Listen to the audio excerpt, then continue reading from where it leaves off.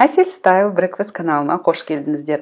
Осы апта сіздердің назарларыңызға дәмі ерекше нәзік, ал көрінісі болса бізді сағындырған көктемнің жақындап қалғанын еске салатын гүл фантазиясы тортын ұсынамын. Процесімізді жұмыртқалардан бастаймыз. Алдын ала дайындаған 4 жұмыртқамызды ақ пен сарысына бөлеміз. Сөйтіп, ақтарды миксермен жәмендеп шайқалауға бастаймыз. Шекерлерімізді де жұмыртқаларды шайқалау барысында көпіршіктер пайда болған кезде ғана қосамыз. Және шекерімізді бір уақытта дүңк еткізіп бәрін салмай, 3-4 бөлікке бөліп барып қосамыз. Жұмыртқа ақтарын видеода көрсетілгенде өздерінің формасын жақсылап ұстағанға дейін шайқалаймыз. Яғни миксеріміздің ыдысын төңкерген кезде біздің жұмыртқа ақтарымыз жерге төгілмеу керек, өз формасын ұстап тұру керек. Жұмыртқа сарыларында бұл жерде мәселе өте жеңіл, тек қана шекермен араластырамыз да өзінің түсін өзгерткенге дейін және кішкене масса көтерілгенге дейін миксермен шайқалаймыз. Жұмыртқа сарысын шайқалап болғаннан кейін екі массаны бір-біріне енгіземіз. Бұл жерде өте мұқият болғандарыңыз абзал. Бұл жердегі маңызды мәселе жұмыртқадағы ауаны өлтіріп алмауымыз керек. Сол себептен мұқият араластырамыз. Видеода көрсетілгендей, неғұрлым тезірек бұл процесті бітірсеңіздер, соғұрлым бисквитіміздің жақсылап көтеруіне жақсы әсер етеді. Соңғы кезекте құрғақ ингредиенттер. Оларды алдын ала мен иілегіштен өткізіп алдым. Және де сарыларымызды енгізген сияқты өте мұқият массаларды араластырамыз. Және бұл жерде де ауаны өлтіріп алмаған өте маңызды, себебі біздің рецептімізде қопсатқыш жоқ. Сол себепті біздің бисквиттеріміз тек қана жұмыртқа ағындағы ауамен ғана көтеріледі. Мен өз жеңілдігім үшін қамырларды 4 бірдей формаға құйдым. Сізде 4 бірдей формаға жоқ болса, бір формаға құйып, кейінірек оны 4-ке бөлсеңіз болады. Бұл жердегі форма диаметрі 18 см. Бисквиттерді суға бір жаққа қойып қоямыз, және де кремімізге кірісеміз. Бұл жерде шекер пудрасын иілегіштен өткізіп, бөлме температурасына дейін жұмсартылған сары маймен араластырамыз.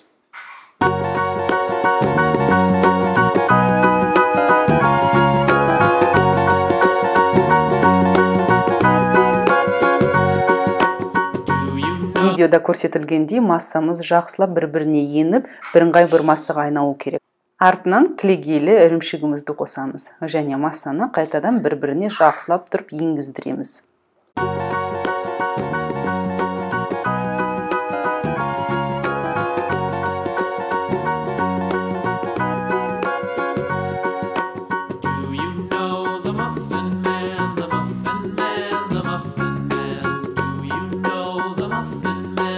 Креміміз дайын, дәмі өте нәзік және көптеген торттарға сәйкес келетін болып шығады. Және де формасын жақсы ұстағандықтан, тек қана бұл тортта емес, басқа торттарда да және капкейктерді де әсемдеуге болады. Ал кезек тортты әсемдеуге де жетіп қалды. Мен бұл жерде подложка қолдандым. Сендер өздеріңіз сервис жасайтын тарелканы қолдансаңыздар да болады. Ең маңыздысы бисквитті қоярдың алдына кішігірім крем жағуды ұмытпаңыз, сөгісе сіздің тортыңыз сырғанамайтын болады. Бисквитімізге керегінше крем жаққаннан кейін көкжидектерімізді орналастырып, екінші бисквитімізбен жабамыз. Және екінші бисквитке кремді жағар алдында видеода көрсетілгендей креммен қабырғалар жасаймыз. Бұл біздің лимонды кортымыз ағып кетпеу үшін жасалынатын шара. Бұл процесс видеода нақтырақ көрініп тұр. Назар аударып қарасаңыздар, процесс кішкене түсінігірек болатын секілді. Лимонды куртты мен бұл жолы дүкеннен сатып алдым, және біраз сұйықтау болып шықты. Сіздер үйде жасасаңыздар, біраз қою болғаннан назар аударыңыздар, немесе желатинмен жасағандарыңыз абзал болады.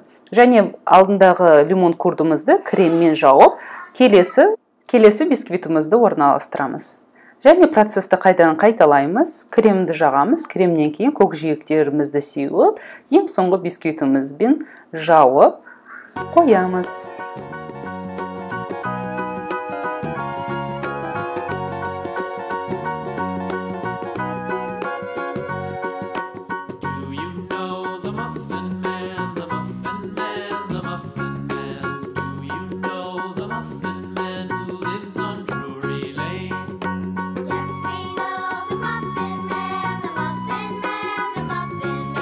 Yes, we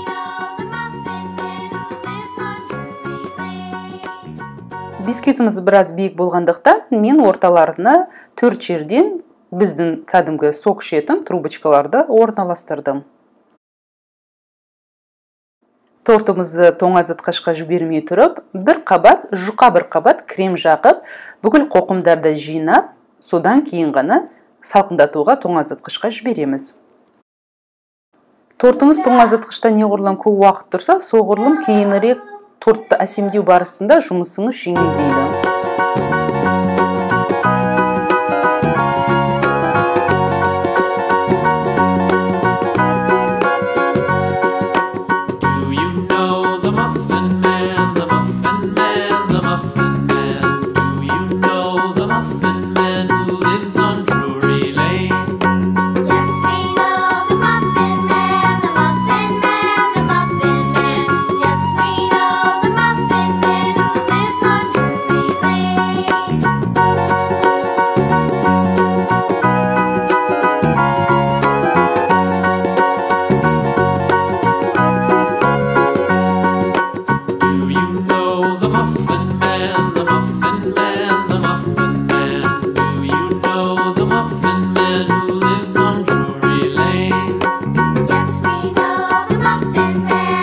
Тортымыз тоңазытқышта біраз уақыт тұрғаннан кейін соңғы кремді жағып, әсемдеуге кірісеміз.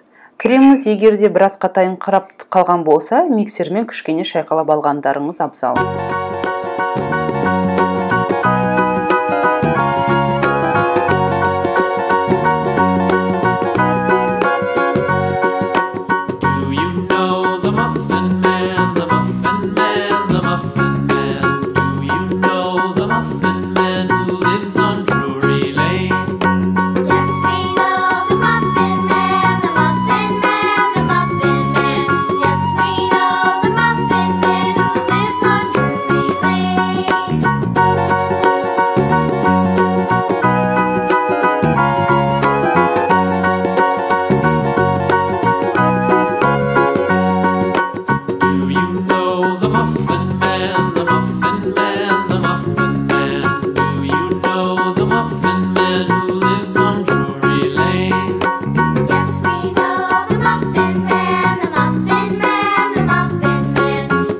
Тортқа кремді жаққан кезде жан жақтарын әдемілеп, беткі жағында әсемдеп, кремді бір тектес жағуға назар аударыңыздар.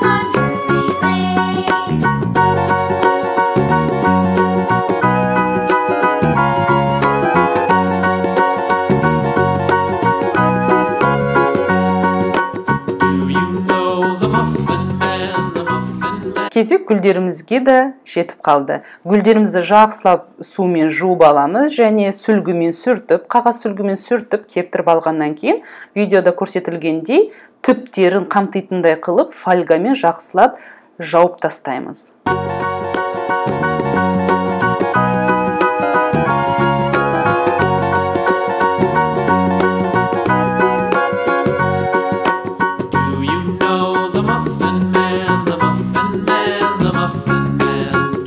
Гүлдерді орналастыратын кезде өз фантазияңызды қосып, қалауыңыз бойынша орналастырасыздар.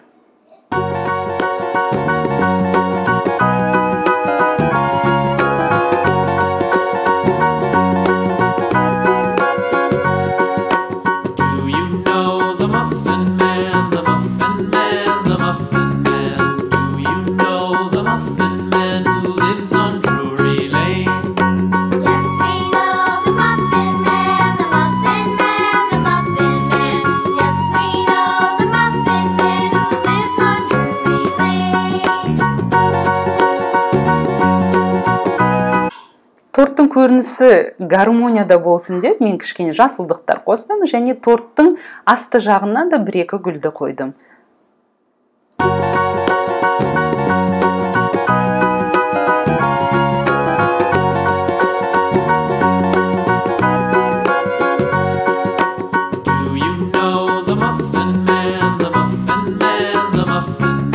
жай күндермен қатар ерекше тарихтерде де дайындауға тұрарлық, дәмі өте ерекше нәзік әрі жеңіл әрі дәмді болып келетін гүл фантазиясы торты дайын. Назарларыңызға рахмет. Кездескенше күн жақсы болғай. Әр сенбі жаңа видеоны өткізіп алмау үшін каналыма жазылуды ұмытпаңыздар.